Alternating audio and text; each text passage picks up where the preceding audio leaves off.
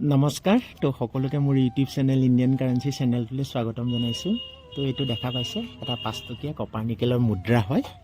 তো থাম্বনেইল দেখি গম পাইছে চাগে ই এটা বৰ্তমান সময়ত বহুত মূল্যৱান মুদ্ৰা। তো ইয়াৰ মাৰ্কেট প্ৰাইচ বহুত।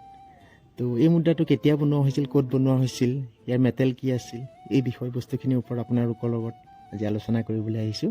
তো আহক ভিডিঅ'টো আৰম্ভ কৰোঁ। এই 5 টকীয়া মুদ্ৰাটো ক্ৰপ ছায়েন্সৰ থিমত বনোৱা হৈছিল 1996ত। তো ইয়াৰ মেটেল আছিল কপাৰ নিকেল। তাৰমানে ইয়াক কপাৰ নিকেল ধাতুৰ দ্বাৰা বনোৱা হৈছিল মুদ্ৰাটো। তো ইয়াৰ ৱেইট গ্ৰেড আছিল 9 গ্ৰাম, চাইজ আছিল 23 mm, শ্বেপ আছিল চাৰ্কুলাৰ। তো ইয়াক বনোৱা হৈছিল অনলি কালকাতা মিণ্টতে। তো বৰ্তমান সময়ত যদি ইয়াৰ আমি মাৰ্কেট প্ৰাইচ জানিবলৈ যাওঁ তো ইয়াৰ মূল্য কিমান হ'ব পাৰে ভাবি চাইছেনে?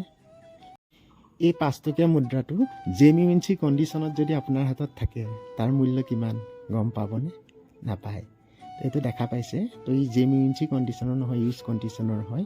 যদি জেমিউঞ্চি কণ্ডিশ্যনৰ ক্ৰপ ছায়েন্সৰ এটা কপাৰ নিকেলৰ 5 টকীয়া মুদ্ৰা আপোনাৰ হাতত থাকে তাৰ মূল্য হৈছে বৰ্তমান সময়ত 30,000 টকা হয়।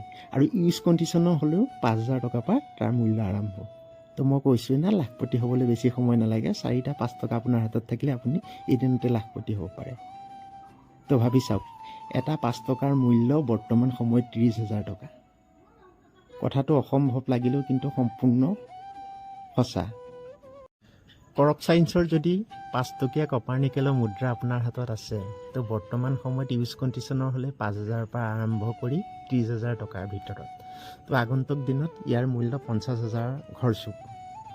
তো এনেকুৱা কইন্স আপোনালোকৰ হাতত থাকিব পাৰে। আছে যদি ভালদৰে সংৰক্ষণ কৰি ৰখক। তো আগন্তুক দিনত ইয়াৰ মূল্য আৰু বহুত বেছি হ'ব। তো আজি গম পালে ক্ৰপ ছায়েন্সৰ 5 টকীয়া মুদ্ৰাৰ বৰ্তমান সময়ত কিমান মূল্য। তো মোৰ ভিডিঅ'টো ভাল লাগিল যদি লাইক কৰিব, কমেণ্ট কৰিব, যিমান পাৰে সিমান শ্বেয়াৰ কৰিব। আৰু যিসকলে নতুনকৈ মোৰ ইউটিউব চেনেলটো চাই আছে চেনেলটো ছাবস্ক্ৰাইব কৰি ল'ব। তো আজিলৈ আহোঁ, সকলো ভালে থাকক।